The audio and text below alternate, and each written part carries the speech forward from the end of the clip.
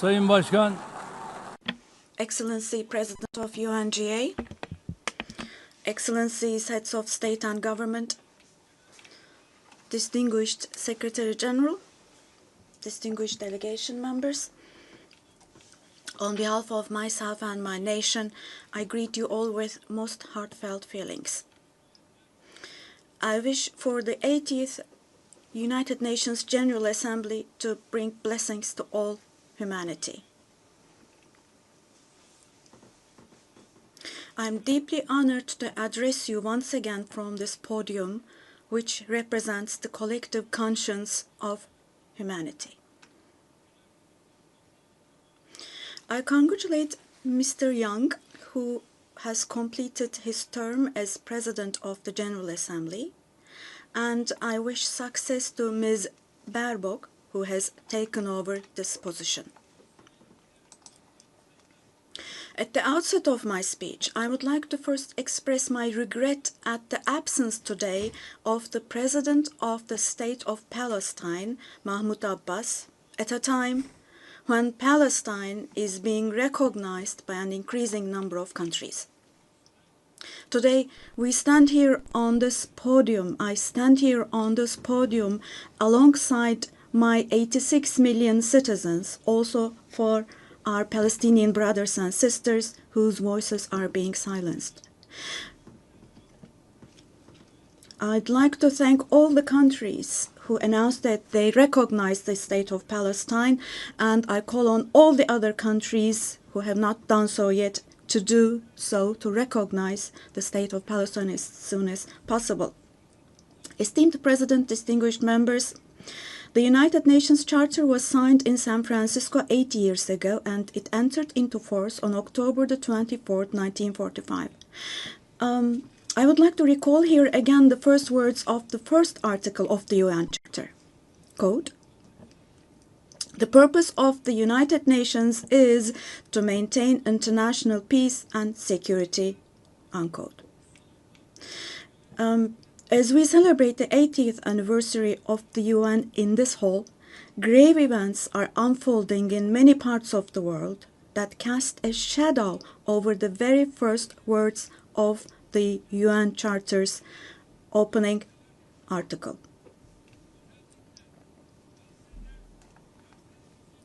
Particularly in Gaza, right before our very eyes, genocide has been going on for over 700 days now.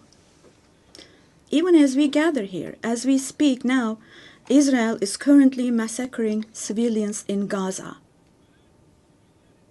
The number of civilian casualties in Gaza has surpassed 65,000.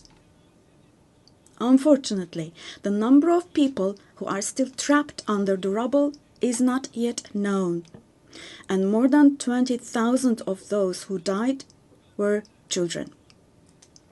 For the last 23 months, a child has been murdered by Israel in Gaza every hour. Yes, every hour. These are not just figures, dear friends. All of these, each one of these is a person, a human being, innocent people. People are now being killed not with weapons, but with the weapon of starvation. In the 21st century, under the gaze of the civilized world, 428 people died of starvation. Out of those 428, 146 were children, and this number is increasing every day. Now, I will show you a photo, which is a picture from daily life in Gaza. The first photo, as you see, these are people. These are women with these cups that they are holding in their hands, cups and buckets. Just feel your conscience and answer the following question. Can we possibly have a reasonable reason for this brutality in 2025? But this shameful picture in Gaza has been unfolding and is being repeated every day for 23 months now. And there are 2.5 million Gazans who live in 365 square kilometers. And every day what happens is they are being dragged from one place to another. The healthcare infrastructure of Gaza is completely collapsed. Doctors have been killed or they have disappeared while under custody. Ambulances have been hit. Hospitals targeted and destroyed. Treatment is not possible. Surgery is not possible. It's not possible to find medications. Now, dear friends, now as Tayyip Erdoğan, with a heavy heart, with my heart bleeding here, I am telling you, innocent little ones, just 2 or 3 years old, without hands, arms, or legs, have become, unfortunately, a common sight to see in Gaza.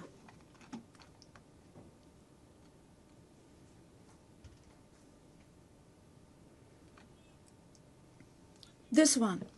What kind of a human conscience can possibly bear this? Possibly. How can one stay silent vis-a-vis this? Well, in a world where children are dying of starvation and lack of medication, can we possibly have calm and peace? We all are parents.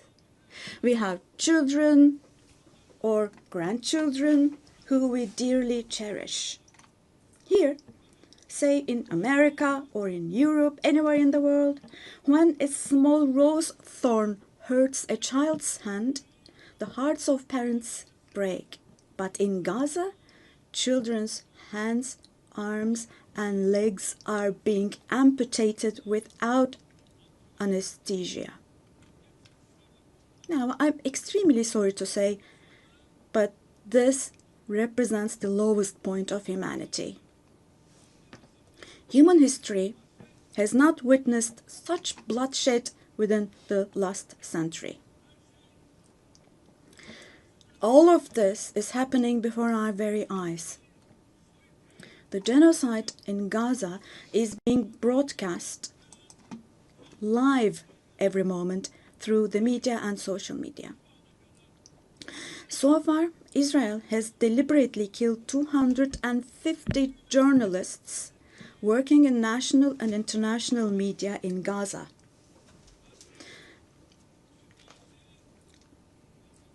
And they have closed all the entrance into Gaza, but they still have not been able to cover up the genocide. I wholeheartedly support Secretary General Guterres because he consistently draws attention to the ongoing genocide in Palestinian territories, and I would like to once again congratulate him for his courage.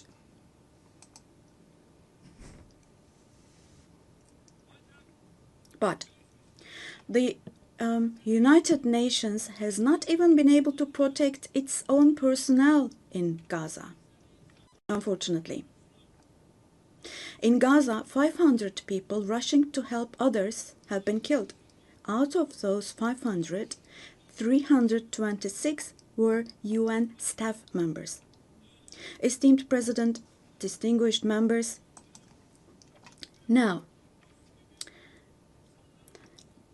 genocide, like the Holocaust, is a shameful concept which refers to the mass extermination of people. It's a barbaric concept. But today, it's not only people who are being killed in Gaza, mind you. Animals are being targeted and killed in Gaza. In Gaza, agricultural land, gardens, trees, grass, century-old olive trees are being destroyed. In Gaza, water supplies are being destroyed and polluted. Buildings, homes, libraries, hospitals, schools, mosques, churches, and historical structures in Gaza are being deliberately destroyed. The soil of Gaza is being rendered useless for humans, for animals, and for plants. So, Now, let me show you yet another photo. And let me ask you here. Look at this photo. What could this photo here possibly have to do with security concerns? This is being against life, don't you think? Let me state this openly from this podium. There is no war in Gaza. We cannot possibly talk about the presence of two sides in Gaza. Because in Gaza, on one side, there is a regular army with the most modern, most lethal weapons, and on the other hand, there are innocent civilians, innocent children. This is not fight against terrorism. This is an occupation, deportation, exile, genocide, and life destruction, mass destruction policy carried out by invoking the events of October the 7th. Today, while Gaza is being destroyed under the pretext of Hamas, concurrently, simultaneously, the West Bank, where Hamas is not in power, is also being occupied step by step, and innocent civilians are being massacred through executions. Moreover, Israel is not limiting itself to Gaza and the West Bank only. By launching attacks on Syria, on Iran, Yemen, and Lebanon, Israel is also threatening regional peace. Just recently, an Israeli attack took place against a delegation meeting in Qatar for ceasefire negotiations. The attack on Qatar has also shown that the Israeli leadership is now completely out of control. Netanyahu is not obviously interested in forging peace or releasing the hostages. Not only Israel's neighbors, but all countries in the Middle East are subject to the Israeli government's reckless threats. And we must realize the following. Due to the increasing aggression of Israel, in Europe and the West in general, the values that emerged after the Second World War have been eroded. The most fundamental human rights, such as freedom of expression, freedom of the press, freedom of assembly and protest, women's rights, children's rights, democracy, equality, and justice, have been shelved away. At this point, we all have to see the following truth, my dear friends. The Israeli government, driven by an obsession with the promised lands, is openly threatening regional peace and the shared values of humanity.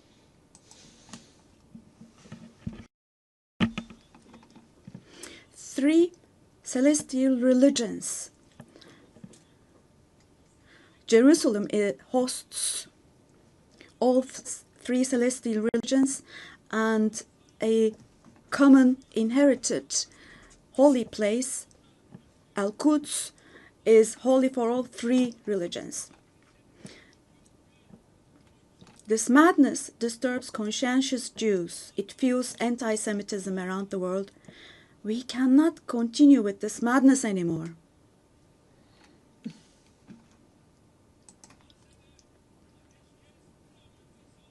We have to have ceasefire in Gaza as soon as possible. Attacks should stop. Humanitarian aid should be able to enter with no obstacles. The genocide team should be held accountable vis-à-vis international law. And God willing, this will definitely happen. Vis-à-vis the barbarity taking place in Gaza, everyone who is keeping silent is accomplice to this barbarity. From here, I would like to call on all the heads of state and government. Today is the day. Today is the day to stand firm alongside the oppressed Palestinians and alongside humanity. while your peoples back home are reacting to the barbarity in Gaza, do show the courage to take action here.